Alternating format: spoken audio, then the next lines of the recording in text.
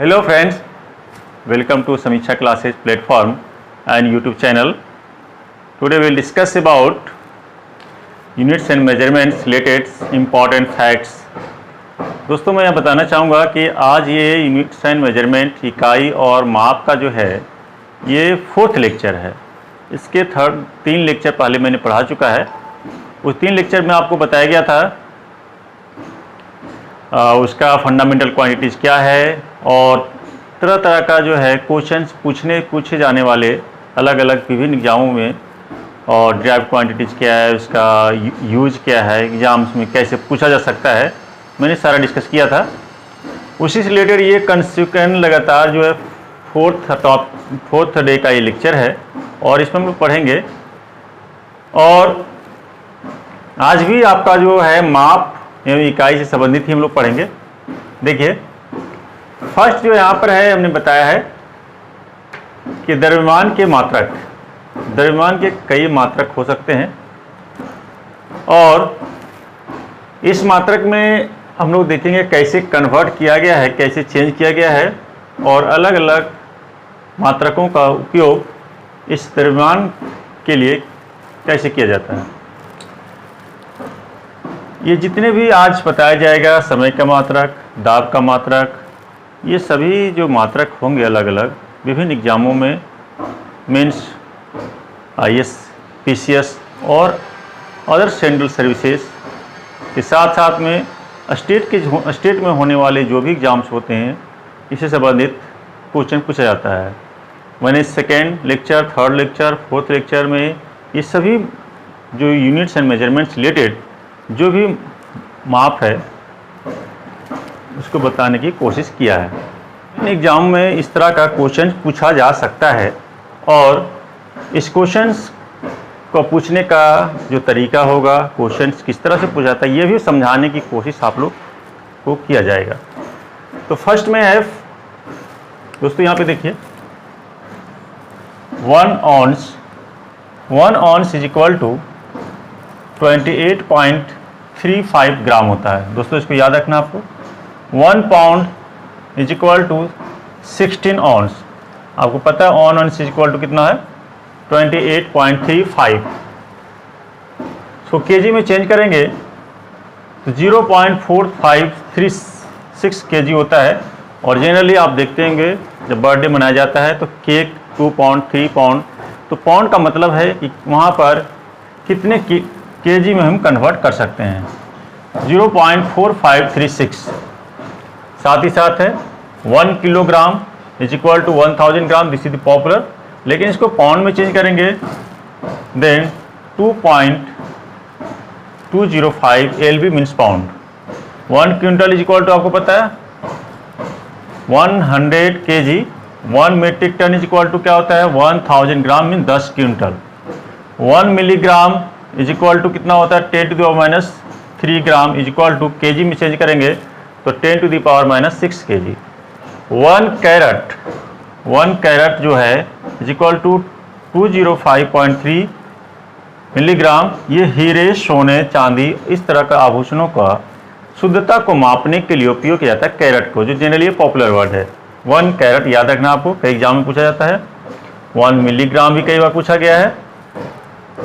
साथ ही साथ है 1 AMU is equal to 1/12 into carbon 12 के परमाणु द्रव्यमान, इसको केजी में होता है 1.6 इंटू 10⁻27 केजी। AMU का फुल फॉर्म होता है एटॉमिक मास यूनिट। 1 CSL का फुल फॉर्म चंद्रशेखर सीमा इक्वल टू होता है 1.44 इंटू सूर्य के द्रव्यमान। उसके बाद है हमने ये जो बात किया, ये सभी जो है द्रव्यमान मास को मापने के लिए अलग अलग तरह का इकाई का उपयोग किया जाता है और कई एग्जाम्स में इससे रिलेटेड पूछा जाता है। जैसे ये पॉपुलर जो हमेशा पूछने वाला है ऑन्स के बारे में, मिलीग्राम और पाउंड, और कभी कभी एग्जाम्स में 1 AMU इज इक्वल टू कितना होता है ये पूछा जाता है। दोस्तों यहाँ पर जो आपको बताने की कोशिश किया गया है कि इससे माप्स और इकाई से संबंधित विभिन्न तरह का मात्रक जो है एक ही लंबाई या एक ही द्रव्यमान को मापने के लिए विभिन्न तरह का मात्रक का उपयोग करते हैं और इन मात्रकों का उपयोग करके किस तरह का क्वेश्चन बनाया जाता है ये बताने की कोशिश किया गया है। उसके आगे है समय का मात्रक। जिस तरह से आपको द्रव्यमान का विभिन्न मात्रक बताया गया उसी तरह समय का भी मात्रक, इसका यूनिट्स ऑफ टाइम बताएगा। 1 वर्ष इज इक्वल टू 365 दिन होता है। इसको सेकेंड में चेंज करेंगे तो होगा 3.1536 into 10⁻7 second is equal to, इसको 12 सौर मास बोलते हैं। 1 अधिवर्ष, जिसको लीप ईयर इंग्लिश में बोलते हैं, 366 डेज होता है। 1 चंद्रमास इज इक्वल टू कितना होता है 27.3 दिन, मीन्स 28 डेज भी इसका लगभग में कह सकते हैं। चंद्रमास को इंग्लिश में लूनर मंथ, सौर मास को सोलर मंथ। ये 30 या 31 दिन का होता है। ये देखिए दोस्तों, ये IAS के एग्जाम में पूछा गया है। साथ ही साथ है 1 मिली सेकेंड 10⁻³ सेकेंड। मैंने इसके पिछले वीडियो में ये सब समझाने की कोशिश किया है कि मिली सेकेंड की अगर मिलीग्राम होगा तो वो 10⁻³ ग्राम होगा। 1 मिलीमीटर होगा, अगर मीटर होगा तो यहाँ पर भी क्या हो जाएगा 10⁻³ मीटर हो जाएगा। मीन्स ये जिस तरह से समय, टाइम, द्रव्यमान, मास या लंबाई, धारिता, लीटर, किसी में पूछने का जिस तरह से क्वेश्चन में पूछा जाता है उसमें आपको कन्वर्ट कर देना है। साथ ही साथ आगे देखिए 1 नैनो सेकेंड, ये BPSC और IAS के एग्जाम पूछा है 10⁻⁹ second. 1 pico second is equal to 10⁻12 second. इसके लास्ट के वीडियो में मैंने सारा समझाया इसको। ये UPPC Uttar Pradesh public service commission पूछा गया है। 1 सौर दिवस, 1 सौर दिवस गया, सौर मास यहाँ पर है, 1 सौर दिवस यहाँ पर है। 24 घंटा होता है और सौर मास यहाँ पर है, ये देखिए सौर मास है, ठीक है। सौर मास के लिए 30 या 31 दिन होता है। उसके बाद है 1 कॉस्मिक वर्ष इज इक्वल टू 25 करोड़ वर्ष।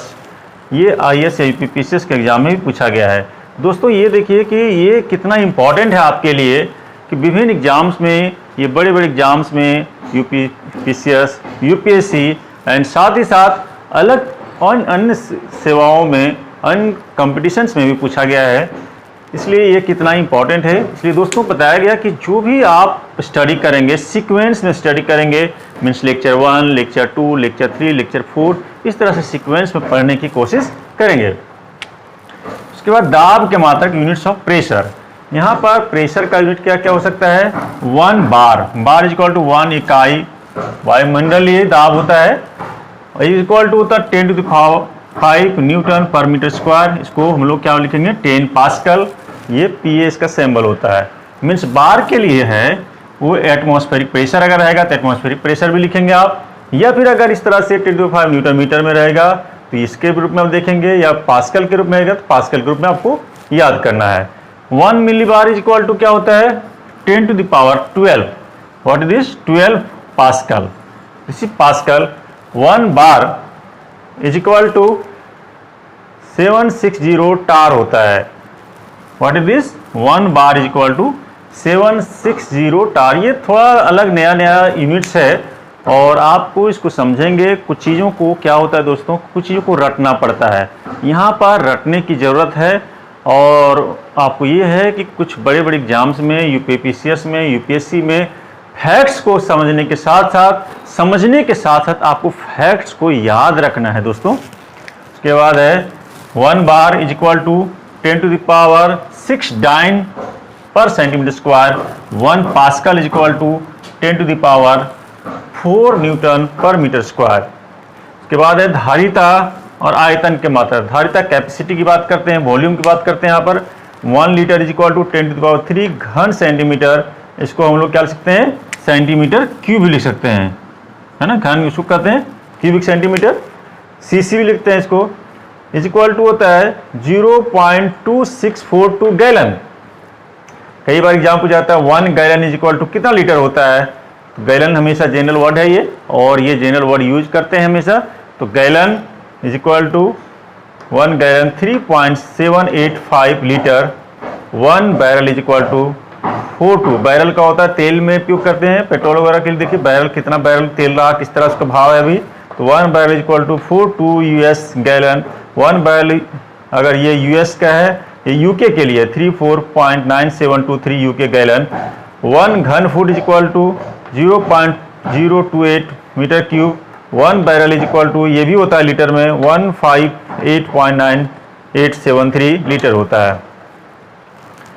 दोस्तों यहाँ पर देखिए कि जो मात्रक बताया गया है दाब के लिए, यहाँ है समय के लिए बताया गया है और साथ ही साथ द्रव्यमान के लिए बताया गया है। ये विभिन्न एग्जाम्स में इस तरह से पूछने का कोशिश किया जा रहा है, आपको आईक्यू लेवल को टेस्ट किया जा रहा है कि आप में जो गणितीय या साइंटिफिक मेथड्स में आपका कितना पकड़ है।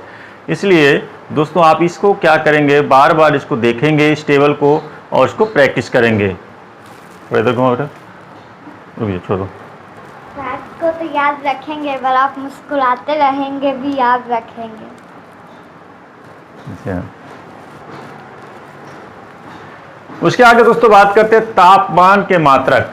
तापमान के मात्रक भी आपको बहुत अच्छी तरह से आपको याद रखना है और ये पता होगा आपको कि 100 degree Celsius equal to 180 degree Fahrenheit होता है। दोस्तों हमेशा याद रखिए, यहाँ पर इसको अगर आपको चेंज करना है, सपोज कीजिए कि 100 degree Celsius equal to 180 degree Fahrenheit, then 1 degree Celsius equal to कितना हो जाएगा 180 बाई 100, ये कर जाएगा 9 और 5 हो जाएगा। 1 degree Celsius means 1 degree Celsius equal to कितना 9 बाई 5 डिग्री फ़ारेनहाइट और 0 डिग्री सेल्सियस इक्वल टू कितना होता है दोस्तों यहाँ पे 273 kelvin is equal to 32 degree Fahrenheit. 100 अगर ये चेंज करेंगे केल्विन, जिस तरह से यहाँ पर 100 डिग्री सेल्सियस इक्वल टू ये फ़ारेनहाइट में है, यहाँ पर सेल्सियस को अगर हम 373 केल्विन है, इसको चेंज कर सकते हैं। आपसे पूछा जा सकता है कि ये बताइए कि 1 degree Celsius is equal to कितना केल्विन हो सकता है, तो आप इसको 373 डिवाइड बाई 100 कर देंगे तो ये आपका केल्विन में चेंज हो जाएगा। 37 डिग्री सेल्सियस इक्वल टू, आपको पता है कि ह्यूमन बॉडी का नॉर्मल टेम्परेचर क्या होता है, नॉर्मल टेम्परेचर हमेशा क्या होता है 37 डिग्री सेल्सियस। इससे ज़्यादा एक भी डिग्री का टेम्परेचर या पॉइंट समथिंग बढ़ता है तो क्या होता है, आप कहते क्या फीवर में है, मीन्स फीवर है। तो ये क्या है 37 डिग्री सेल्सियस इक्वल टू क्या होगा दोस्तों 98.6 डिग्री फ़ारेनहाइट, ये आपका बॉडी का नॉर्मल टेम्परेचर है। साथ ही साथ एंगल का मात्रक, कोण का मात्रक, 1 समकोण इक्वल टू क्या होता है 90 डिग्री होता है। 1 रीजियोन स्ट्रेट एंगल जो होता है उसके लिए 180 डिग्री होता है। 2 समकोण, एक समकोण इक्वल टू 90 डिग्री एंड 2 समकोण इक्वल टू 180 डिग्री। 1 संपूर्ण कोण कंप्लीट एंगल मीन्स 360 डिग्री, क्या होगा 360 डिग्री। देखिए यहाँ पर क्या ये सर्कल है, इसको हम लोग करेंगे दिस 90 ये 4 समकोण हो जाएगा, then this will be 360 means 4 समकोण। और साथ ही साथ है यहाँ पे 1 degree is equal to 60 minute. ये देखिए वो मिनट नहीं समय के लिए, यहाँ पर उसी तरह लिखेंगे बट 1 डिग्री यहाँ पर जो मेजरमेंट ऑफ एंगल के लिए करेंगे 60 मिनट ऐसे लिखा जाता है। और 1 यहाँ पर है 1 minute is equal to 60 second means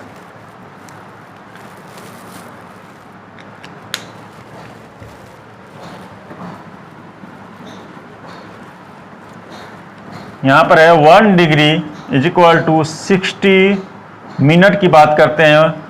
1 degree is equal to and 1 minute is equal to 60 second, इस तरह से बात होता है। ये कोण के लिए यूज करता है। दोस्तों यहाँ पर देखिए हमने समझाने की कोशिश किया है आपको second, third and fourth lecture में कि यूनिट्स एंड मेजरमेंट में जो माप का होता है, मापने के लिए उसके अलग अलग यूनिट्स का उपयोग करते हैं और उसको कन्वर्ट करने की कोशिश किया और ये भी बताया गया साथ ही साथ कि किस तरह एग्जाम में पूछा जाता है।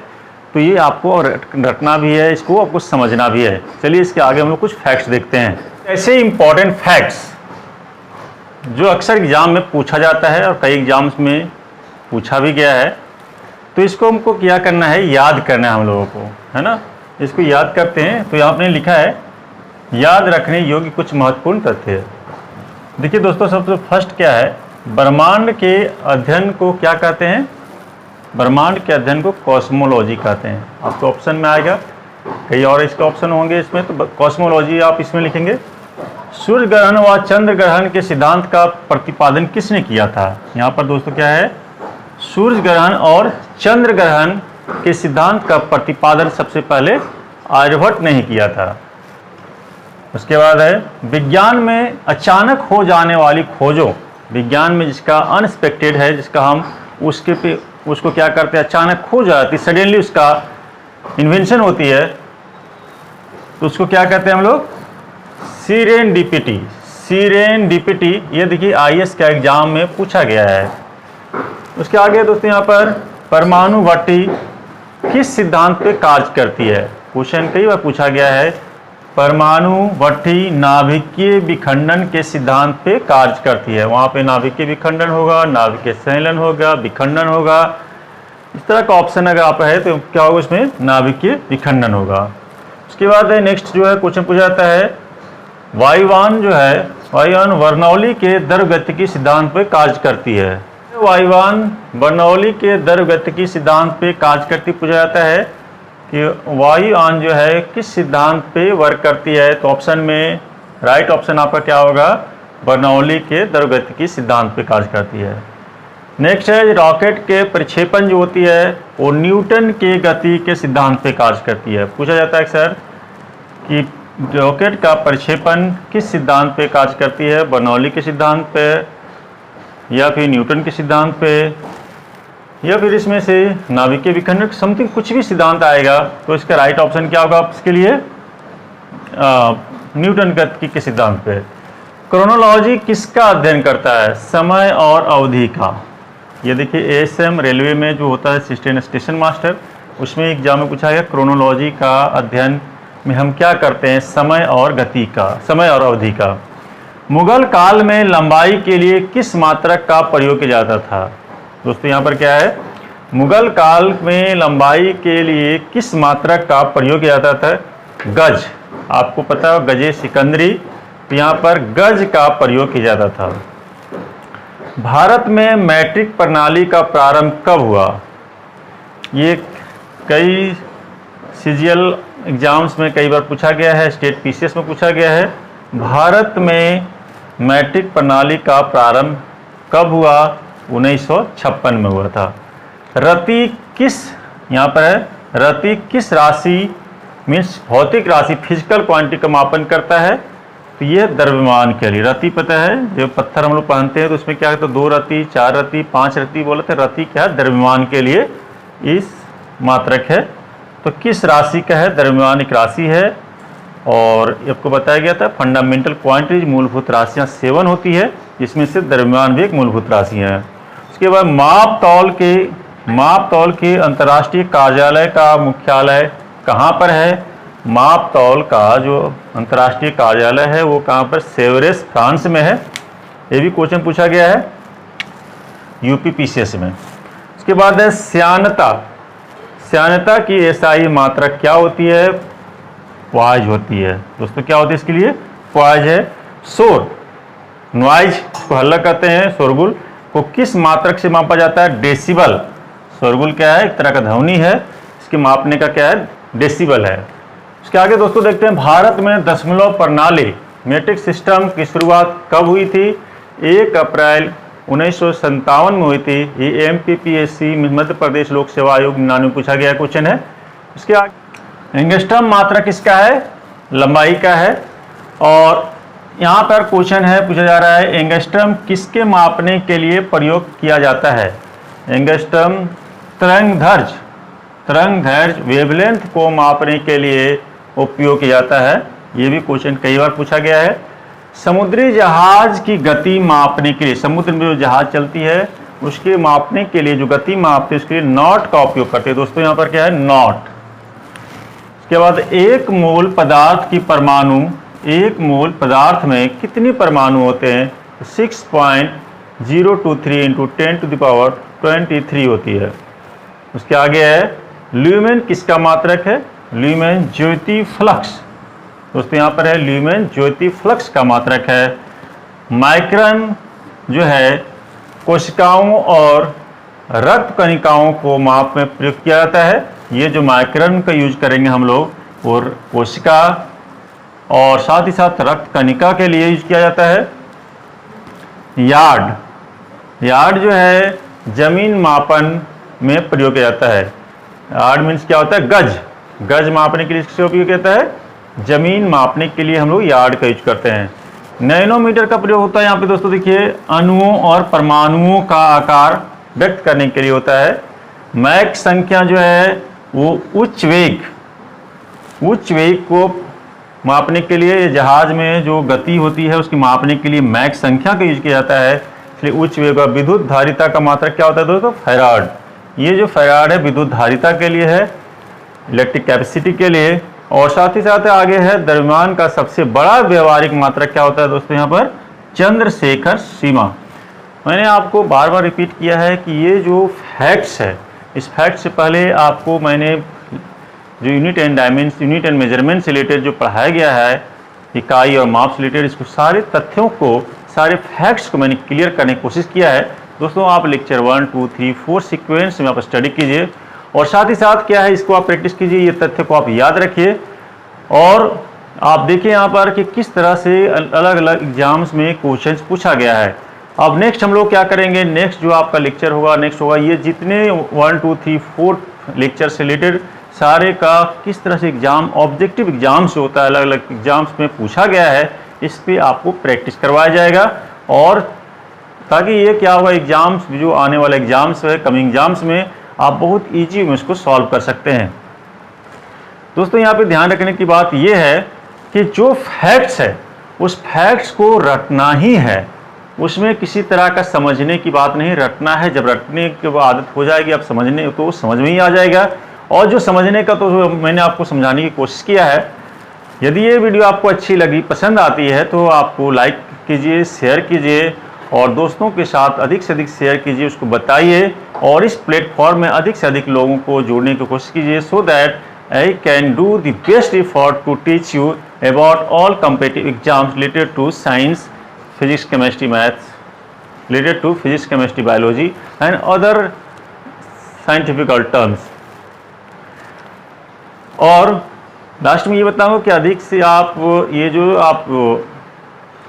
ये लास्ट में बताना चाहूँगा कि जिस प्लेटफॉर्म समीक्षा क्लासेस प्लेटफॉर्म पे आप पढ़ रहे हैं, इसके लिए वेबसाइट है www.samikshaClasses.in। इस पे आप जाइए और इस पे आप अधिक से सर्च कीजिए और इसमें से अन्य चीज़ों की जो है ज़रूरत चीज़ है, वहाँ पे सारे मटेरियल्स अवेलेबल है, उस पर आप स्टडी कर सकते हैं। उसमें ऑनलाइन टेस्ट सीरीज ज्वाइन कर सकते हैं, वहाँ पर आप ऑनलाइन क्लासेस ज्वाइन कर सकते हैं। साथ ही साथ अलग अलग टॉपिक से रिलेटेड आपको वीडियो अवेलेबल है, साथ ही अलग अलग अनुभवी शिक्षक वहाँ पे पढ़ाने के लिए अवेलेबल है। इसलिए again I repeat, you can visit on the website of www.samikshaClasses.in। Thank you, see you again.